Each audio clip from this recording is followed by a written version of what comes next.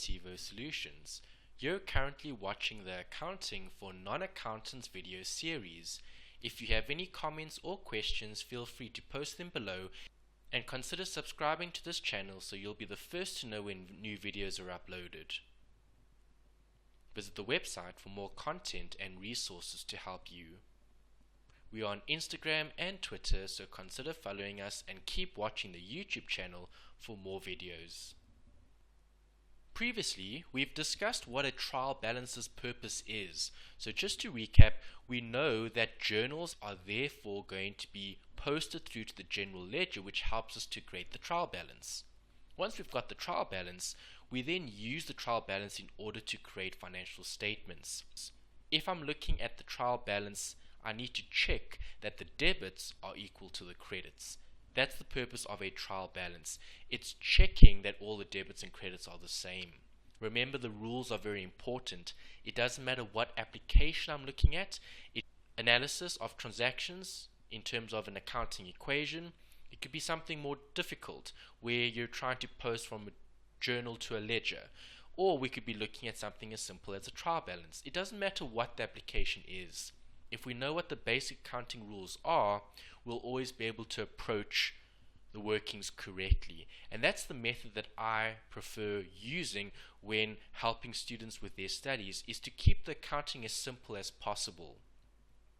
If you know the basic accounting rules and you just practice applying them, it eliminates a lot of the studying that you have to do, because there's not a lot of scenarios that you need to remember off by heart. You can just remember the 6 important rules and then keep practicing the application. And that's what we're going to be focusing on here. We're looking at one application, which is the trial balance. If you were asked to create a trial balance, this is how you're going to be doing it. The first bit is to recap what the definitions are and what they pertain to. So when looking at these two definitions, assets and liabilities, both are going to be considered when looking at the financial position of a business. The financial position is going to be looking at which of these two are bigger. Do we have more assets or do we have more liabilities? If our assets exceed our liabilities, then we're in a good financial position. Don't forget what the definitions are. Assets are resources we control that will give rise to future economic benefit. Keyword to remember for an asset is resource. To recap the definition for a liability is an obligation that will give rise to a future outflow of economic benefit. So when looking at a liability, the keyword would be obligation. If something is going to occur in the future and it leads to an outflow of economic benefits, that will be considered a liability. When I compare the two against each other, so assets compared to liabilities, that will give me information about the financial position of the business. Next we have financial performance. Again, we've covered these definitions in detail before. Just to recap, when looking at an expense will have a debit and credit side. Obviously the debit side is the more important side for an expense, because that's where the expense will increase. When looking at expenses, we're looking at the recording of an expense. So before we didn't have an expense, now we will have an expense. Expenses have a very specific definition, and the definition is a decrease in economic benefit, or an outflow of economic benefits. The same thing applies to income. We need to know the rule and we need to know what the definition is.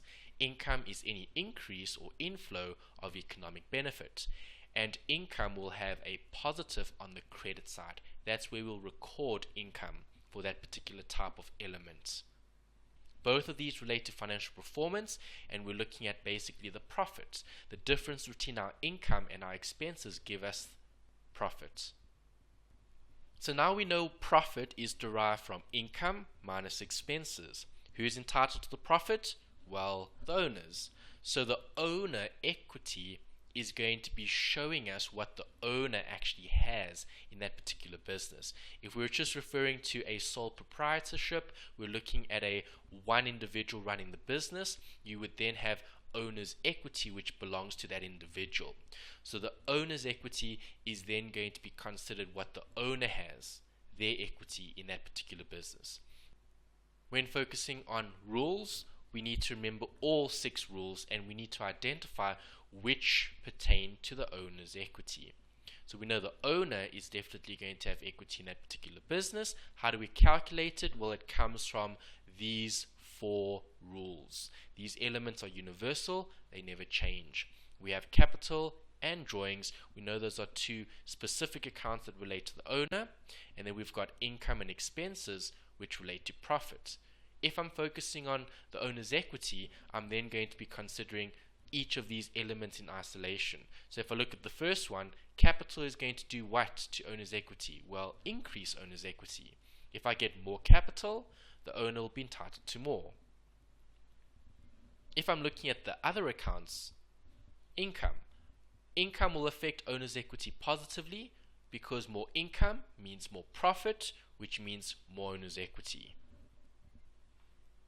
Then we've got expenses. Same thing applies here. If I have more expenses, I'll have less profit, so I'll have less owner's equity. And then drawings. Drawings is an outflow of benefit from the business for personal use by the owner.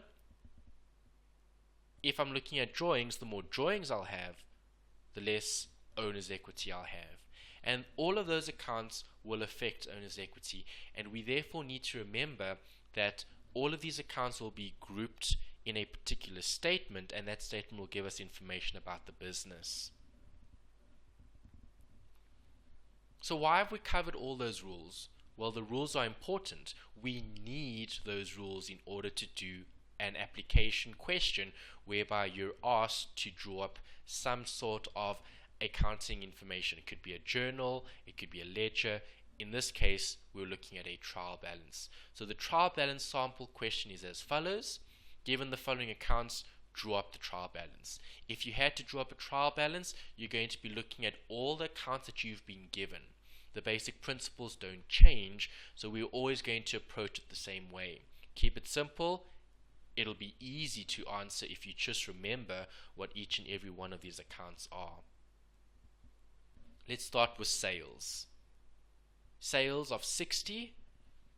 Which definition does this meet? Well, you should be thinking about all 6, and the one that it does meet is income. Sales is an income. It's seen as an increase in economic benefit, so it will have a credit balance. Next is capital.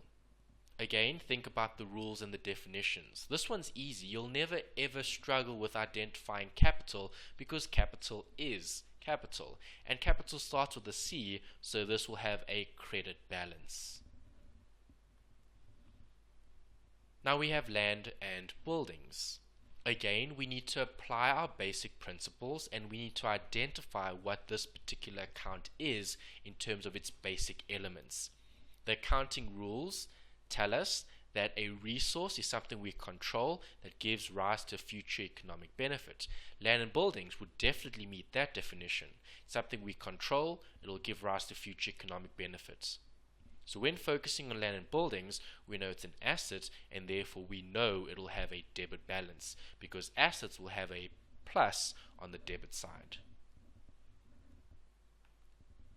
Now water and electricity. Water and electricity meets the definition of an expense. We know the expense is going to be seen as an outflow of economic benefit.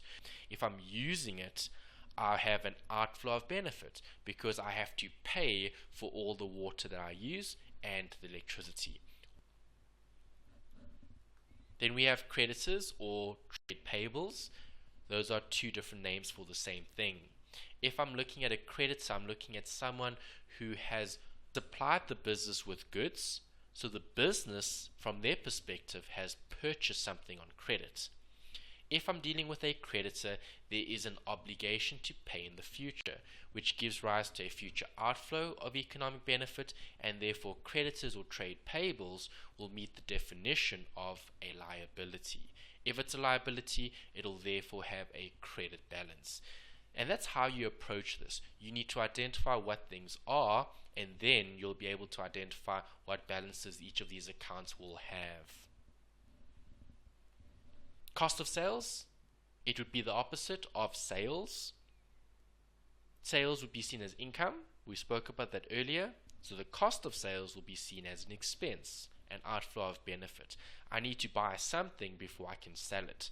So the cost of the sale would represent the actual cost price of the goods that you've purchased that would then be used for the actual sale. There's an outflow of benefit, so the definition would be an expense, and therefore cost of sales will have a debit balance. Finally, we have drawings. Drawings is easy to remember, very similar to capital. D for drawings, D for debit. Drawings is drawings. It's its own special account, so we're therefore going to record that amount on the debit side for that particular account. I've identified what all the accounts are. When focusing on a trial balance, what does the trial balance do? It lists all of the general ledger accounts. We know different accounts will meet different accounting elements because there are rules that are applicable to a specific account. Something like an asset would be considered an element. We get lots of different types of assets. We get land and buildings. We get debtors or trade receivables. We get cash and bank. All of those different accounts are all specific accounting elements. When drawing up the trial balance will have two columns, a debit column and a credit column, and you'll have two sections, a financial position section and a nominal account section. How do you approach the actual trial balance? Well, you're just listing all the specific general ledger accounts under the correct sections. When looking at financial position, we recapped it earlier. We know financial position relates to assets and liabilities. And if I'm looking at the financial position of a business, it's actually focusing on the owner's equity because the owners are entitled to the assets minus the liabilities. And what is that? That's the owner's equity. So when focusing on financial position, you're going to be recording capital, drawings, and any asset and liability accounts under that particular section. Then you've also got nominal accounts, and nominal accounts will be looking at the income and the expenses. So when focusing on nominal, any income or any expense will be listed in that particular section. We've just covered all the different accounts in terms of what they are, so all I'm going to do is pull through those amounts that I looked at previously through to my trial balance, and I'm going to insert the accounts as well as their debit or credit balances. After I've done that, I then need to total. I'm going to add up all my debits, the one for drawings, the one for land and buildings, cost of sales, and water and electricity.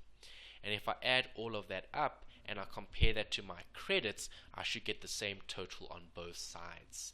And that's the purpose of a trial balance. It's to ensure that all your accounts have debits and credits, and therefore your debits are equal to their credits, so the information should be correct, and you can then move on to the next step, which would be creating the actual financial statements.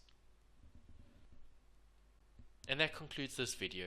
Thank you for watching, and please consider subscribing to this channel, and if you have any comments or questions, feel free to post them below, and please like the video to help support the channel, and we'll keep creating more videos to help you.